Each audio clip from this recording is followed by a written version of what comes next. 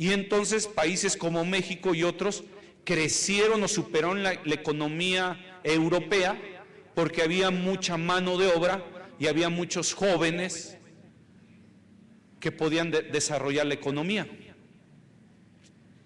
Y Europa se llevó un gran chasco. Entonces esa puede ser una guerra económica, hay guerra familiar, etcétera, que estamos perdiendo, como ya lo mencioné, de acuerdo al INEGI, en México cada vez hay más divorcios, cada año hay más divorcios. ¿Cómo ganar la guerra? A este tema yo le llamé no tengas temor, no tengas temor. Porque es una orden de Dios para nosotros que no tengamos miedo a la batalla. De alguna manera es normal que tengamos miedo.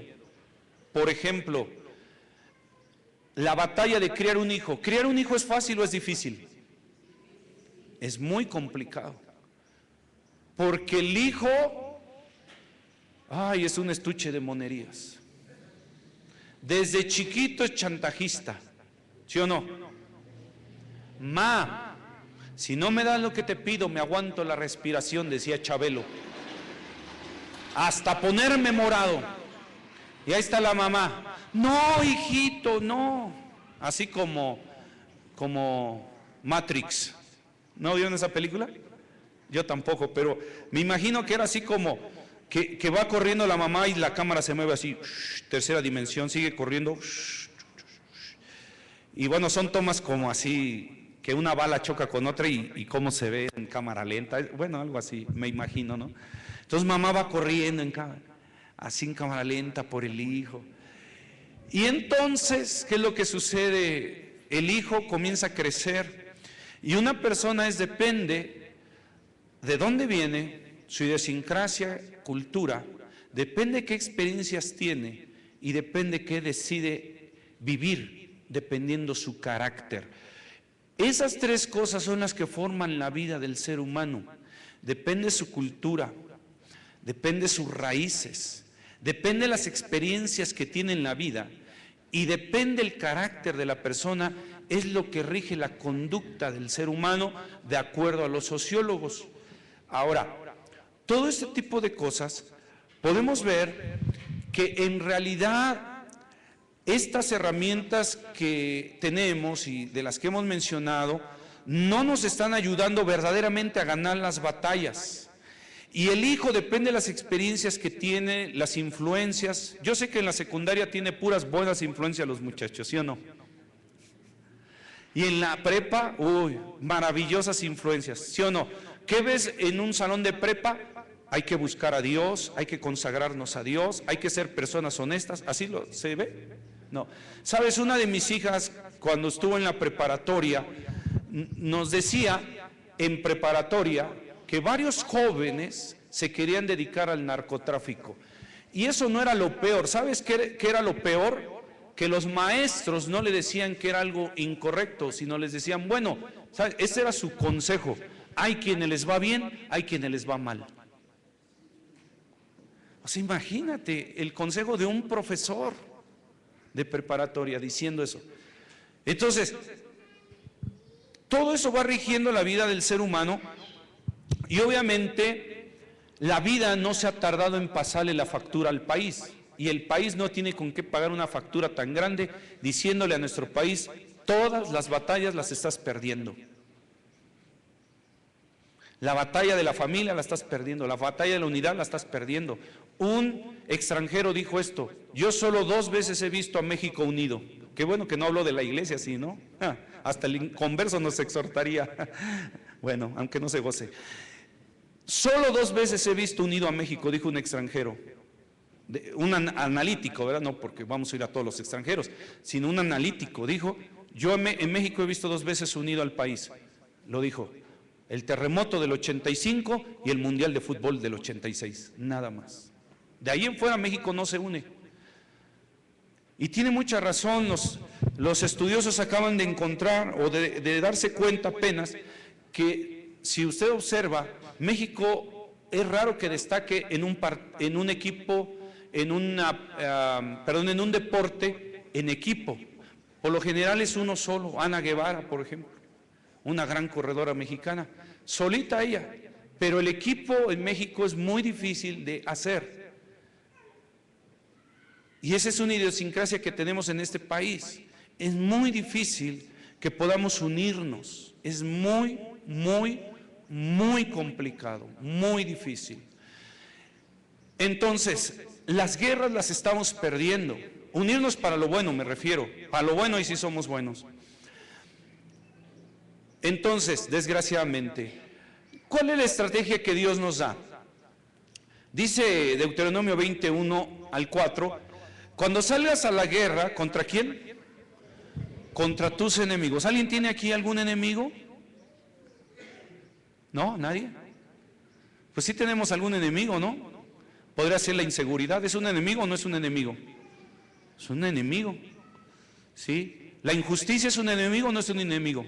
Es un enemigo. Entonces tenemos un montón de enemigos, muchos enemigos. Un criticón es tu enemigo, no es digo en ese sentido, no que guarde resentimiento contra la persona, pero es tu enemigo alguien que te critica, alguien que se enoja porque vas a la iglesia, es un enemigo. ¿Hay personas que critican porque vienes a la iglesia?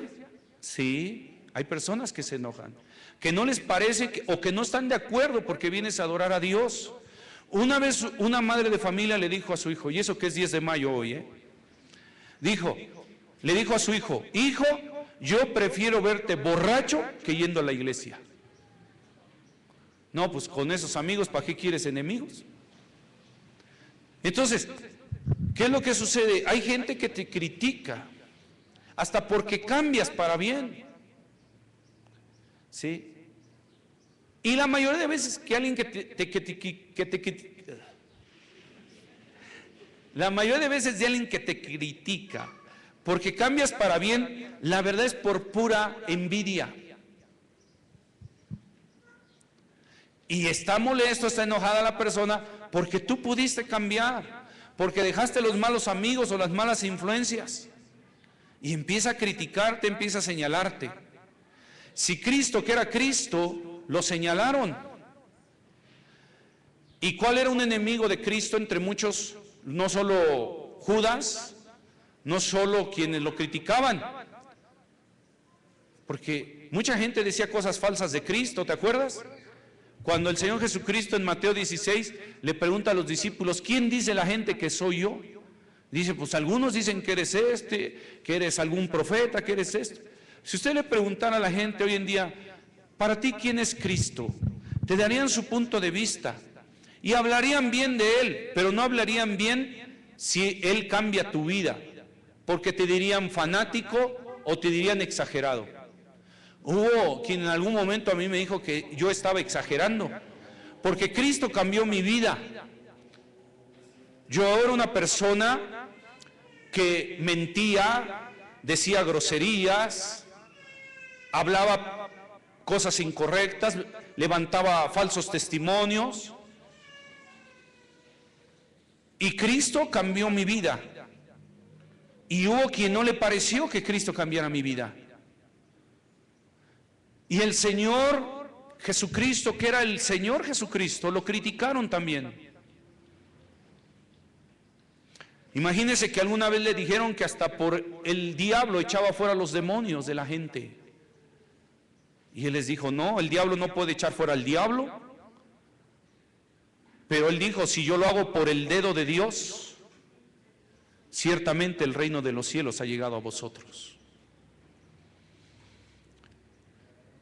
Y una persona que habla mal o que te critica porque cambias para bien, se vuelve un enemigo, no que lo veas con odio a la persona, sino la acción es enemiga.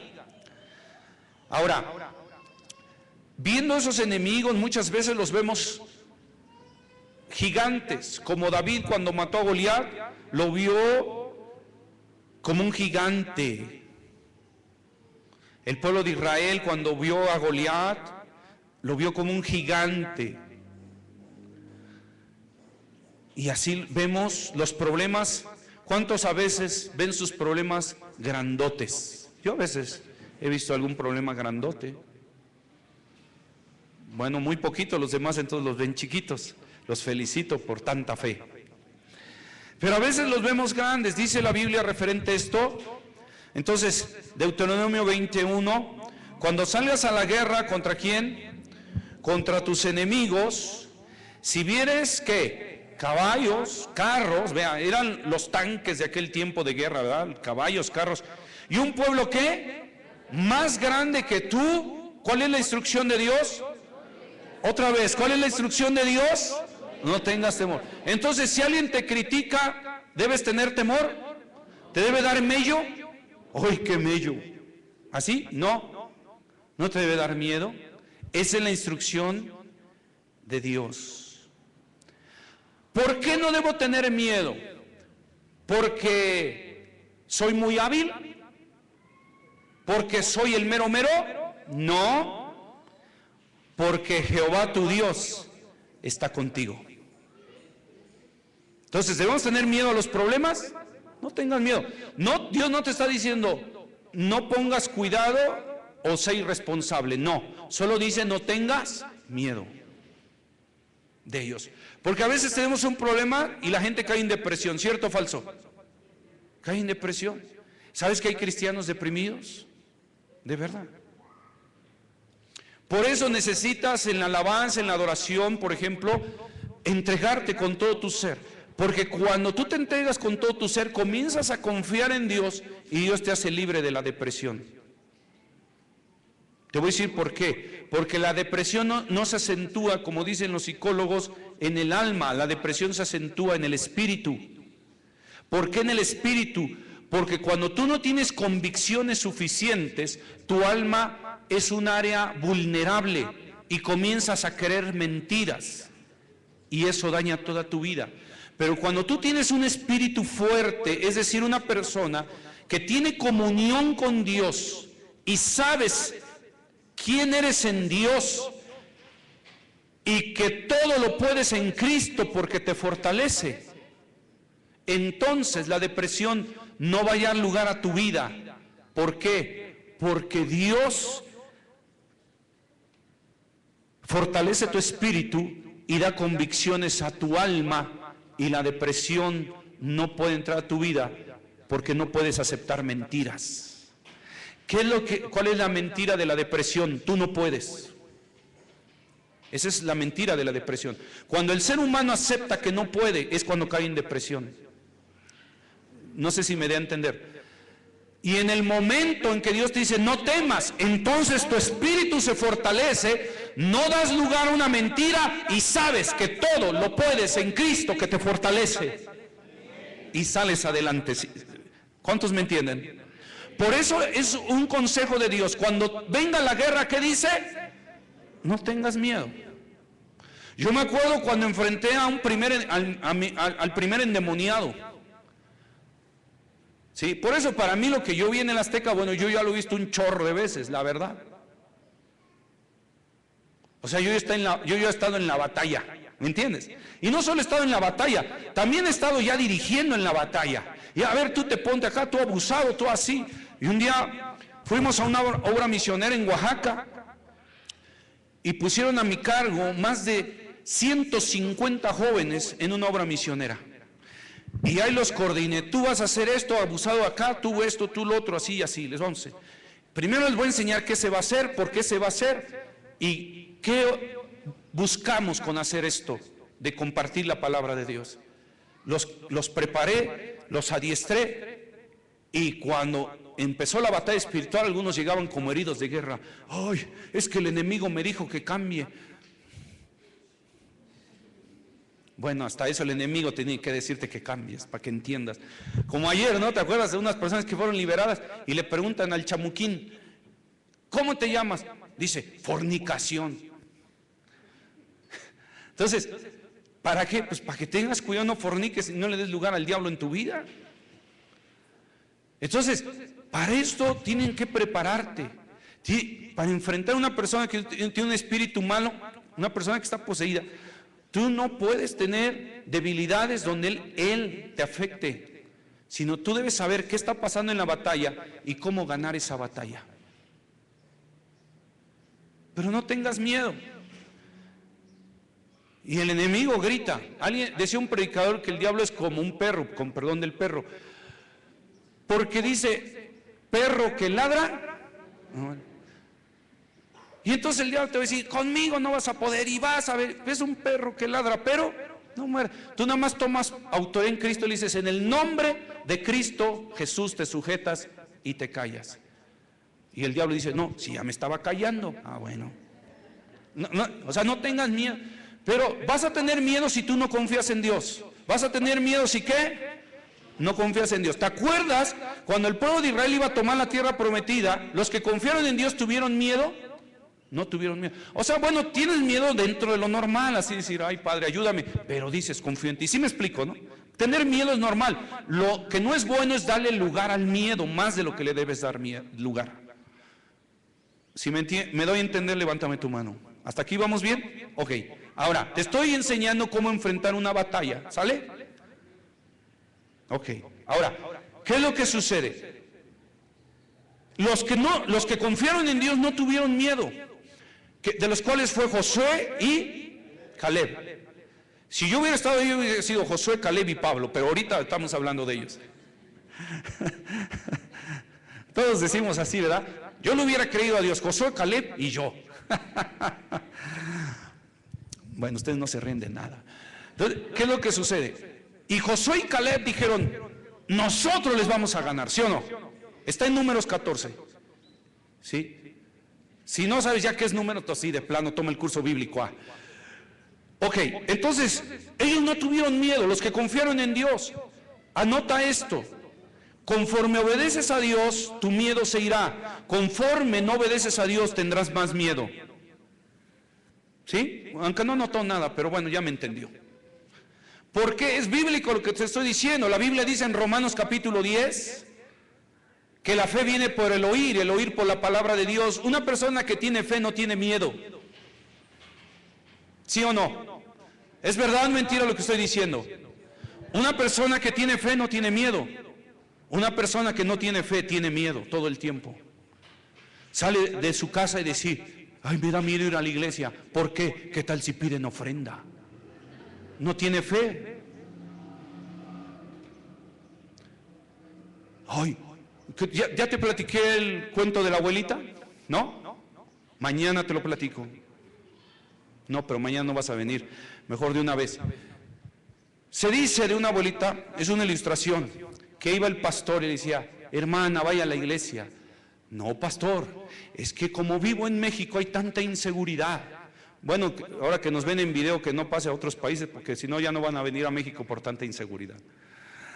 Y entonces va el pastor otra vez, hermana, ya vaya a la iglesia. Ay, pastor, es que hay tanta inseguridad.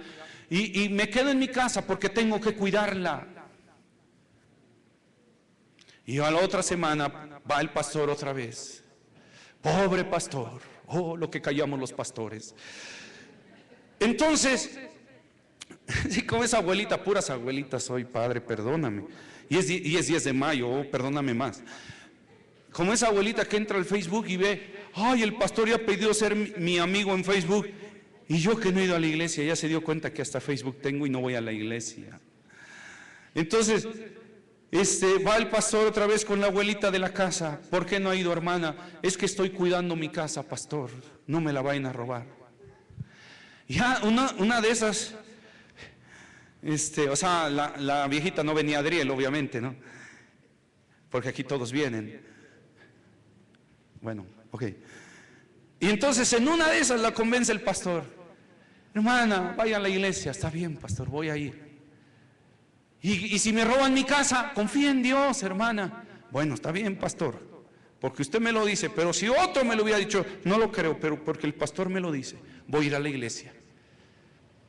Lo que celebramos los pastores, ¿eh? Bueno, y entonces empieza la reunión y empieza la alabanza. Hoy todos felices, danzando, como hoy, ¿no? Gloria a Dios, celebrando al Señor.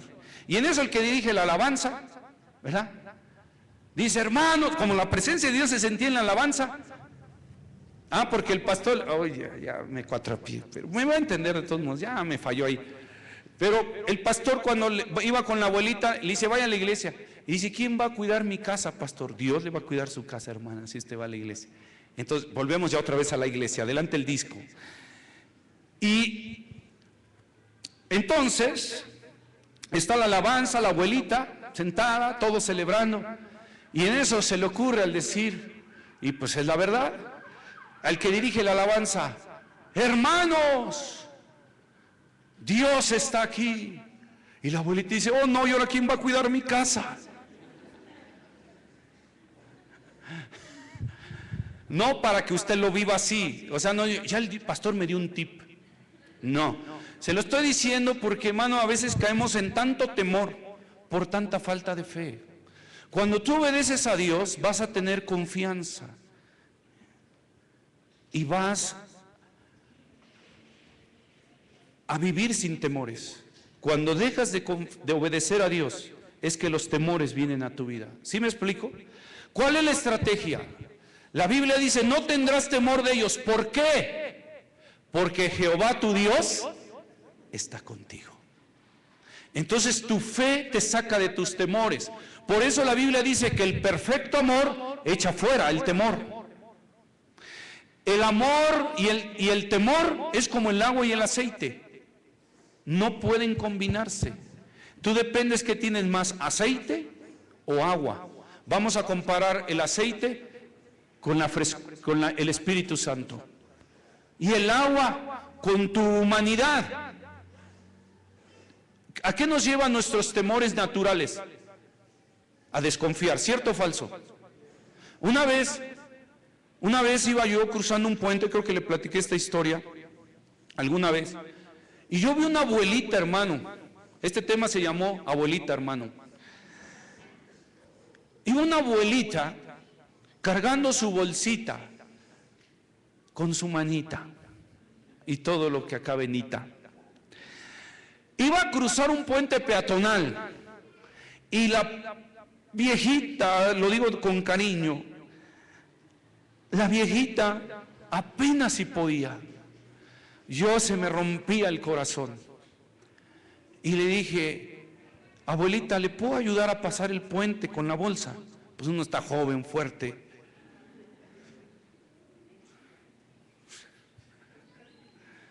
Ay, bendice a tu pueblo, Padre. Porque... Entonces, ¿sabes? Me miró, y eso que me veo alto, guapo y todo, ¿no?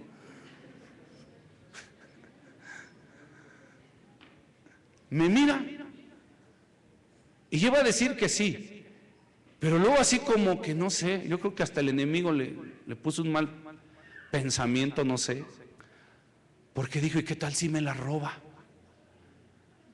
O sea, fíjate, yo que tengo cara de honesto. Y no quiso que le ayudara. ¿A qué lo estoy relacionando? La desconfianza, el temor. Tenemos temor de todo, caminamos por la calle, si o no alguien se te acerca y tú, ¿qué? ¿Sí o no? Así como que vas a meter la mano a la bolsa, no traes nada, pero ¿qué? ¿Sí o no? Y no hagas eso porque es usar armas impías. Tú agarra tu Biblia y di, el Señor está conmigo y nada me pasará. Porque el que habita al abrigo del Altísimo morará bajo la sombra del Omnipotente. Y tienes un dolorcito aquí en el pecho, dices, ay, de seguro es cáncer. Voy a sacar la cita mañana para que me operen. Y no, lo que pasa es que es un botón aquí que te lastima un poco y ya. Pero tú ya vas en el cáncer. Por falta de fe, tienes que leer la Biblia.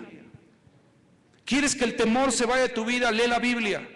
Cuando leas la Biblia vas a ver que el Dios Todopoderoso nada le cuesta trabajo y que Él ha decidido bendecir a su pueblo. Como oíamos ayer o en estos días en un mensaje de la palabra, Dios no te ama a ti o a mí porque seamos más que otros. Dios te ama a ti y a mí porque Dios es amor.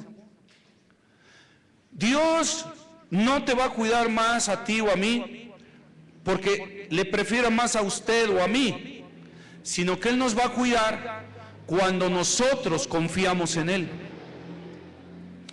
Mientras más leas la Biblia, más fe vas a tener. Así que la fe viene por el oír y el oír por la palabra de Dios. Y mientras menos leas la Biblia, más miedo vas a tener y menos fe vas a tener. Por eso Dios quiere que leamos la Biblia, porque es la fuente de nuestra alimentación, es la fuente de nuestra fe.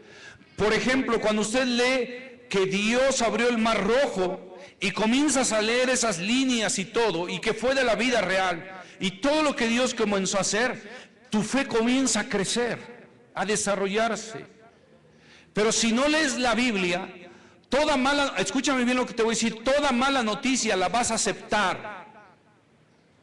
Cuando tú lees la Biblia, aprendes a no aceptar las malas noticias, sino encauzarlas a Dios. ¿Sí me explico? Y cuando las encauzas a Dios, Dios dice en su palabra, a los que aman a Dios, todo les ayuda bien. Si lo encauzas a Dios, la Biblia dice, si Dios por nosotros, ¿quién contra nosotros? ¿Sí?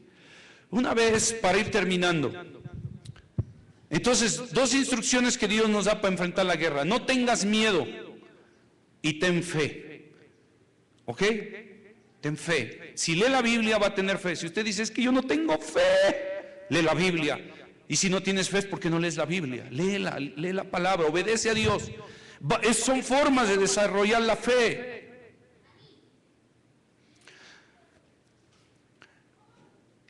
Y la fe se va a volver inquebrantable, escúchame bien, te estoy enseñando a enfrentar una batalla. Las grandes batallas se ganan con fe, esa es la verdad. ¿Por qué? Te voy a decir por qué. Porque este mundo está vencido ya, este mundo está acabado. Y los científicos lo saben. Los científicos no les dan mucho tiempo de vida ya al planeta, ¿sabías eso? Esa es la verdad. Pero ¿sabes una cosa? Si tú lees la Biblia dice que ciertamente el mundo está gimiendo por el daño que le hemos hecho. No porque, como dicen ahí los de la nueva era, que el planeta Tierra es Dios y es, no, una serie de cosas erróneas y equivocaciones absolutas. No. Sino que sí estamos dañando el planeta, ciertamente, pero ¿sabes una cosa? La Biblia dice, aunque esta nuestra morada terrestre se deshiciera, tenemos una morada eterna en los cielos. Usted y yo somos peregrinos en esta tierra, esa es la verdad.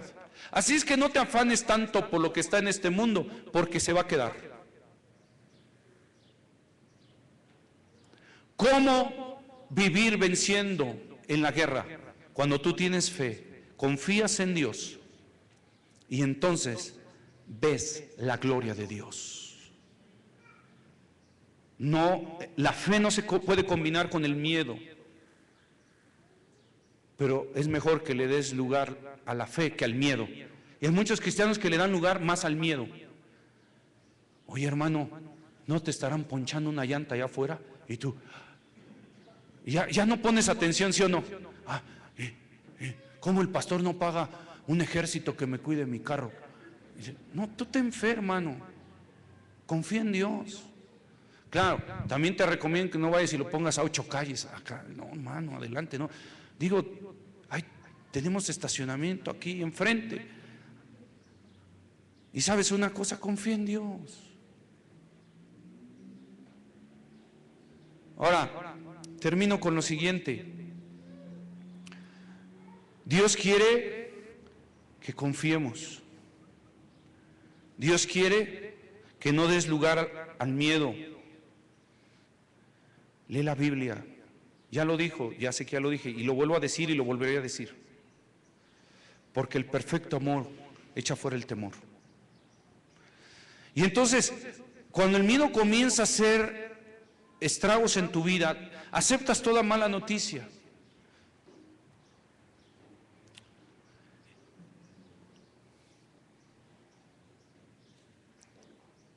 Por ejemplo, una pareja de jóvenes que se va a casar. Y una persona traumada del matrimonio dice, pues a ver cómo les va, hijo, porque a mí te diré cómo me fue con este. ¿Sí? Entonces, como no tiene fe, y esta persona joven también, si no tiene fe le va a dar lugar al miedo. Pero si tú tienes fe, dices una cosa, estoy obedeciendo a Dios porque estoy escogiendo a la persona que Dios me dijo que yo escoja. No sé si me explico. Y esa fe, porque obedeces la Biblia, y la Biblia dice que escojas un príncipe del pueblo de Dios. Aunque las chavas no digan amén. Ay, es que, ¿vieras cómo me gusta el melenas? No. Encuentra un príncipe de Dios. Dios te dice a quién debes escoger. Yo aquí prediqué un tema que nadie lo compró, nadie se lo llevó grabado. Se llama ¿con quién te debes casar? En la primera reunión prediqué ese, y en la segunda reunión ¿con quién no te debes de casar? Ahí están todavía, ¿no? Ahí están. Y sabes que los jóvenes fueron los menos que se interesaron en ese tema. Entonces, no, si tú quieres no tener temor, obedece a Dios, confía en Dios y vas a decir, yo sé que en Dios mi matrimonio será exitoso. Y sí habrá en algún momento pruebas, sí habrá en algún momento dificultad, pero ¿sabes una cosa? Cordón de 3 dobleces no se rompe fácilmente. Y ¿sabes una cosa? La Biblia dice que si Dios por nosotros, ¿quién contra nosotros? ¿Sí me explico? Entonces vence los problemas. Ponte de pie, por favor.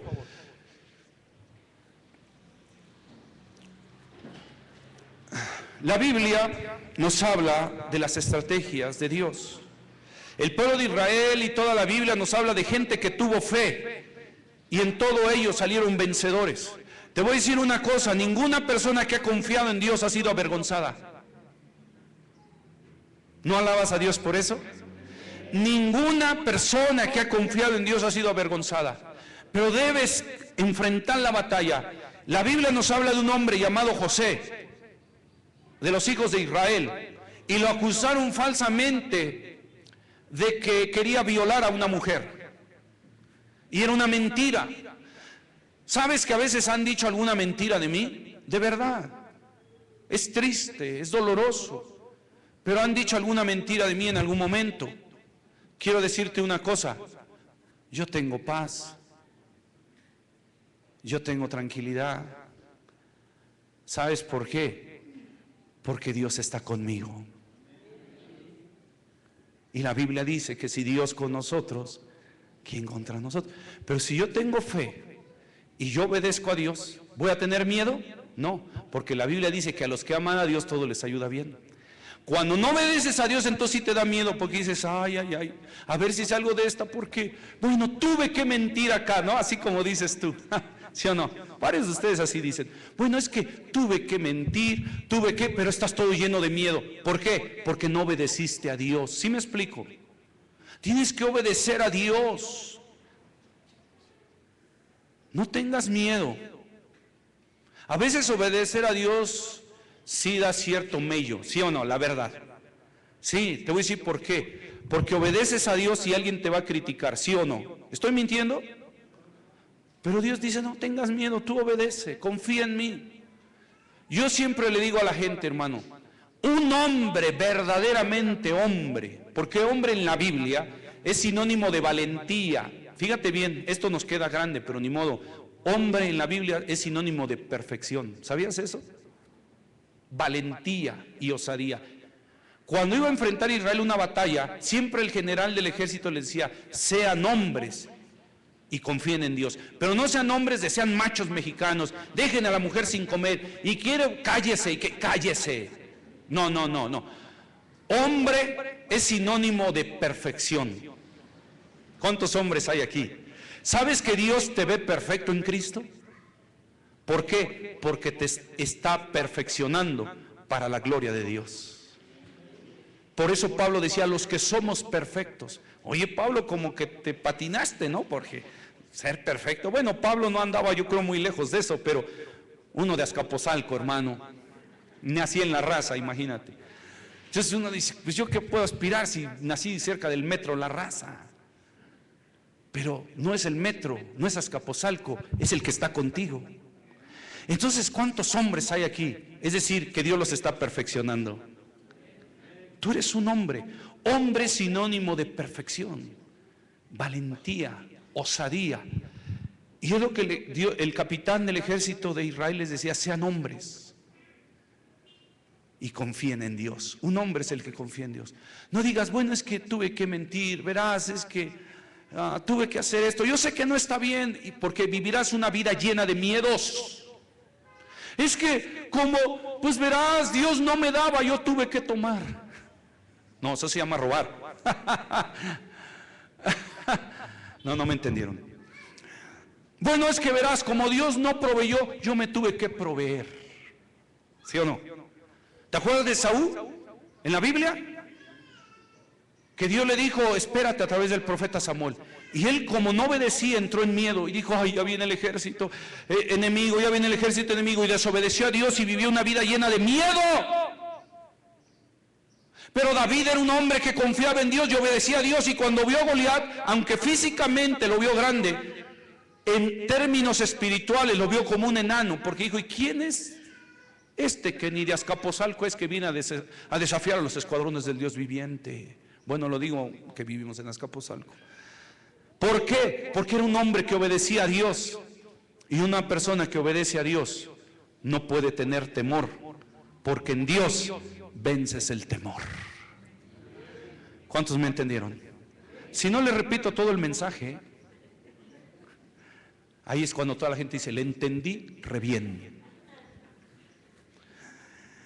Una vez, no, ya para qué le acuerdo más la historia, pero con esto termino. ¿Me dan un minuto? Levántame tu mano si me das un minuto. Un minuto, hermano, un minuto. Bueno, allá si no la levantan son 2 horas. Un minuto, Liz, uno. Ay, qué bueno, gracias, Padre. Bueno, termino con esto, mire. Y hasta se me olvidó. Ay, de verdad.